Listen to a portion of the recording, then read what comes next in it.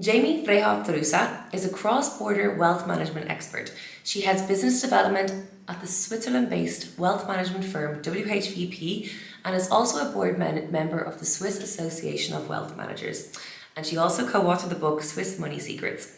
Lynn Ferrari here, your ILTV host, and on the back of the episode I recorded with Ted Bauman, IL's global diversification expert a couple of weeks ago, on the situation with the US banking system, Ted has a chat with Jamie to get insights from someone very much in the know when it comes to managing your wealth and the Swiss banking system. The main benefits of a Swiss bank account includes low levels of financial risk and high levels of privacy. Swiss law prevents the bank from disclosing any information regarding the account, even its existence, without the depositor's permission, except in the case, obviously, of severe criminal activity is expected. On this episode, Ted and Jamie discuss the situation with the Credit Suisse bank, who was once one of Switzerland's most trusted bank, the effectiveness of the Swiss financial sector management and regulatory systems, and if customers of the Swiss banking system can still have trust in the sector. If you're interested in a safe nest egg outside of the US, or you're looking to explore your options, you're going to want to check out to what Jamie and Ted have to say. I'm also going to leave a link below to our daily e-letter, the daily postcard, which is a free e-letter, where we explore topics like this and also look at different ways to internationalize your life. As always, I'm going to ask you to hit that subscribe button and turn on your notifications so you don't miss out on any future episodes. And for now, you can sit back, relax, and check out this very insightful conversation between Jamie and Ted. Hello, everybody. This is Ted Bauman, Chief of Global Diversification here at International Living. Today, I am pleased to be speaking with Jamie Vrijhof-Droese, who's a good friend of mine. I've known her and her family for a long time. Jamie's a wealth management expert who heads the business development section of Weber, Hoffman, Vrijhof and Partners of Zurich in Switzerland. And she's a board member of the Swiss Association of Wealth Managers. That's good to know that she's looking after the sector. She's been working in banking since 2009 at Credit Suisse.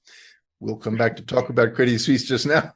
And she also co-authored a book with my father, Bob Bauman, called Swiss Money Secrets. And she's been, basically working in this sector. She knows the Swiss banking sector and investment sector very well. Jamie, how are you today? I'm doing fantastic. Thank you so much for having me. I'm looking forward to our conversation. It's a pleasure. It's a pleasure. So let's start with Credit Suisse, something that you know. Yeah. Tell us a little bit about the background of that bank. I mean, it's had a reputation for some time as being not the best example of Swiss banking. So what's the story there? Yeah, unfortunately, you're absolutely right with that. The bank has been around for 167 years, and it was really a staple of pride for a lot of Swiss people.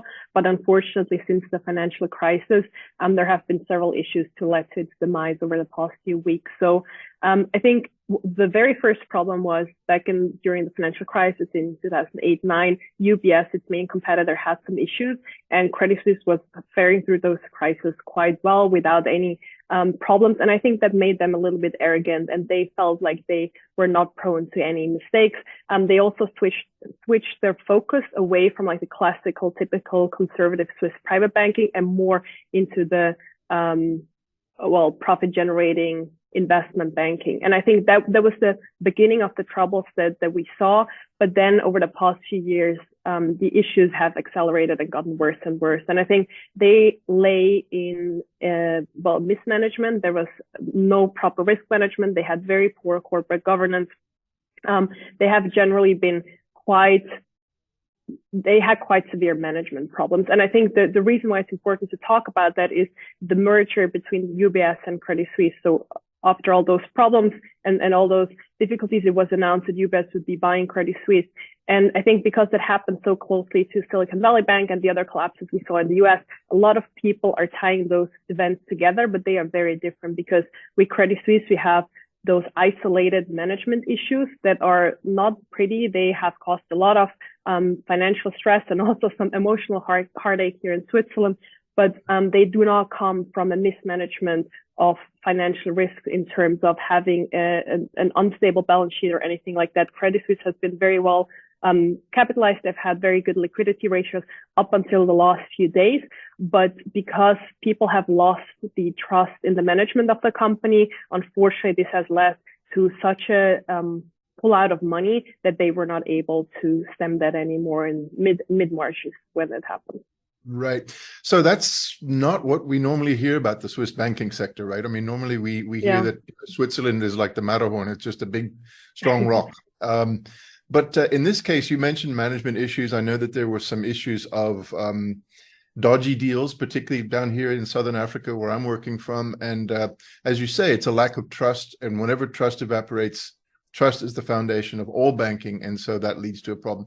So now what's likely to happen now that Credit Suisse and UBS have been forced into marriage by the Swiss authorities? Yeah, actually, as we're speaking now, there's an extra session held in Parliament where Congress and Senate, essentially, I mean, we call it differently, but it's the same system as we have in the US.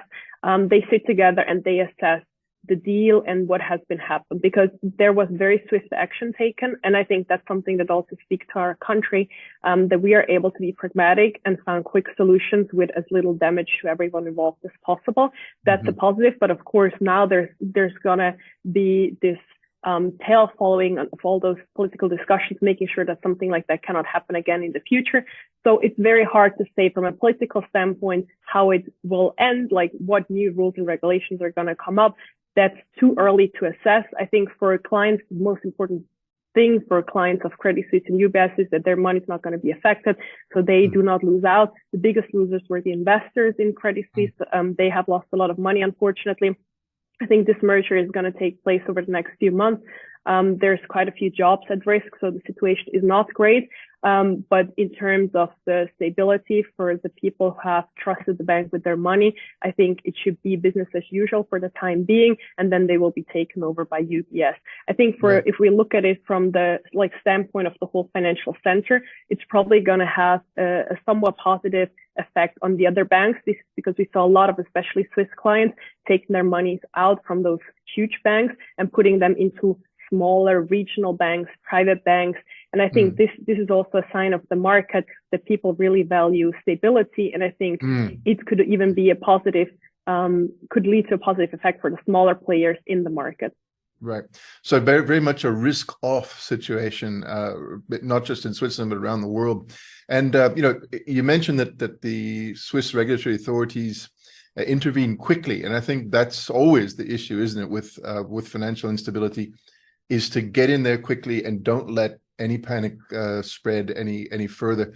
So how effective are the Swiss, the financial sector management and regulatory structures? Because, ultimately in the US, we've seen that the Federal Reserve, the Treasury Department has backstopped the banking system very loudly and clearly. Is that the same in Switzerland? Yeah. Personally, I've been very impressed with how fast the solution was found, because it was, I think, a weekend. So between Friday and Sunday evening was when they held the press conference. All the players involved have found a solution that everyone could live with. And it's not just the Financial Market Authority who supervises the banks here. It's also the financial department of the government. It was also the Swiss National Bank, UBS, Credit Suisse. So a lot of people at the table. And I think that really speaks to our system. We have a direct democracy, which means a lot of compromises, a lot of talks, oftentimes not the fastest system, but when a crisis hits, we can be very swift. And I think that's something that also should give some assurances to our clients that when something happens, the regulatory authorities are very, very fast in finding a solution. And I think another positive thing is that the solution was found within the private sector. Yes, the government is a little bit involved with some insurances, and they provide some stability to the deal, but the bank is not going to be nationalized, so it will stay within the private sector. And personally, I always think it's a good thing when things like that can be sorted out in the private sector without the government getting involved too heavily. Right. So unlike in the States, where they've effectively created a backstop through a special Fed facility, this is the Swiss private sector taking care of itself. And of course, that's Switzerland's brand, right? I mean, your brand is safety and security, and this is a good sign of that. Now, you mentioned, Jamie, that people have moved money out of Credit Suisse and perhaps even UBS to other banks. Now, I know that your business involves relationships with some of these other banks. Tell us a little bit about the structure of the Swiss banking sector. there are small private family-owned banks and and all sorts of banks. How do the different pieces fit together, and what's the advantage of the kind of people you work with? Yeah, absolutely. I think because in the newspapers, we oftentimes read about those giant banks that are not so different than the giant banks in the US. A lot of people are missing out on the diversity that we have within our sector, because we have about 250 different banks in Switzerland alone, which is quite significant considering that we're only a nation of 8 million people. And about 100 or so of those banks are private banks. So if you look at it in the more narrow sense, a private bank is a bank where the banking person is liable with their private wealth. That stems from history. This is not so common anymore today. When we talk about private banks, it usually means that those are banks that are significantly active in the private wealth management sector.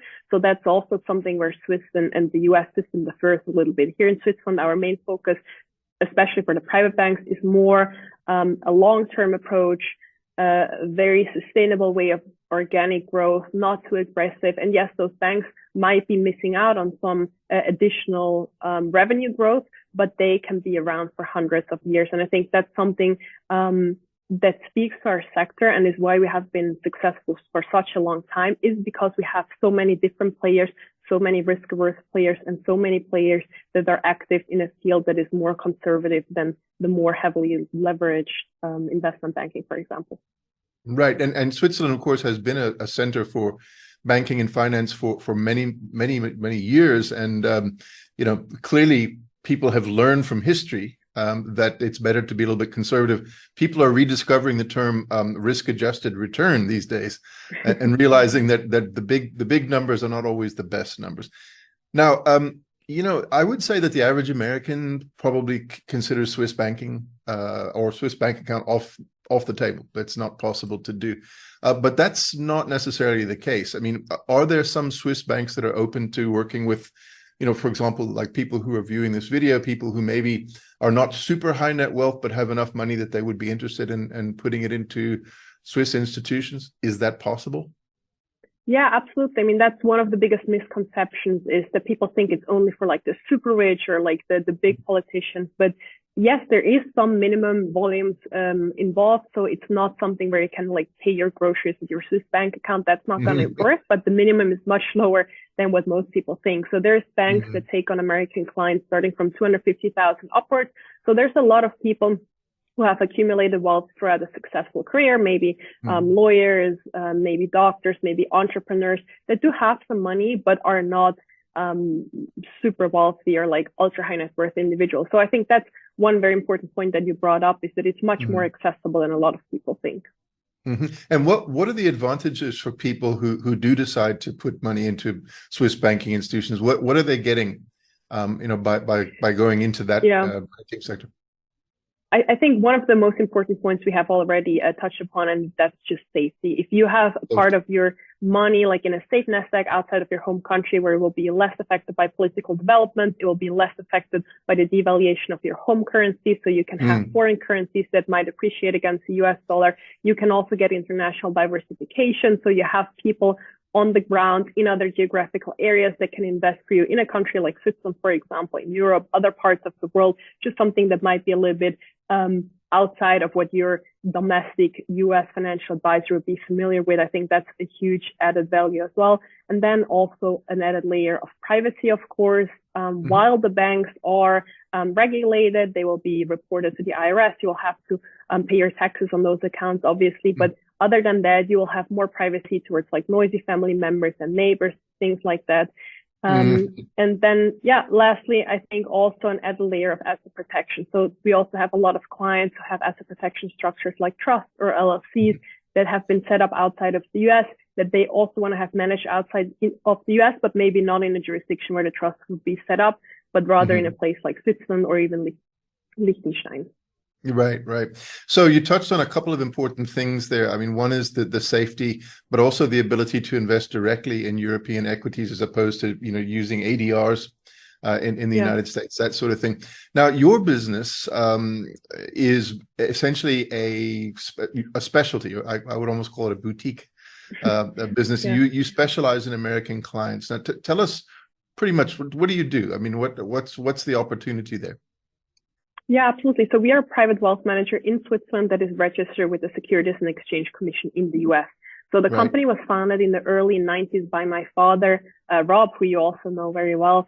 And he has started out working with US clients over 30 years ago. My husband and I are now leading and owning the company in the second generation of our family. So we took over a few years ago, and we have continuously worked with US clients. So that's today still our focus. We help Americans get introduced to the right banks here in Switzerland or in Liechtenstein. We'll help them with the account opening process. We walk them through all the administrative hurdles. We answer any questions that they may have. Once the account has been set up, we invest the money based on the investment philosophy, or like the investment strategy that we have determined together with the client. Right. So basically, if somebody comes to you, if an American comes to you and says, hey, I'd like to put my money into the Swiss financial sector, you can facilitate that, but then you can also help them to manage that money based on, an agreement as to what their goals are and that sort of thing. So you're kind of you're really doing two things: getting them into the Swiss system and also helping them to manage the money. So what's the typical profile of your clients? I mean, what kind of Americans tend to end up working with you? It is really quite diverse. I think the youngest clients we have are in their late 20s, and the oldest we have just turned, I believe, 100 last week. So it's quite a wide spectrum. We have men, we have women, we have families, we have singles. But if I would have to say, like, a typical person is probably someone who's either nearing retirement or has recently retired from their job, who has some wealth accumulated and wants to have that in a safe place, preserve the capital to pass on to either a spouse or children at some point in the future.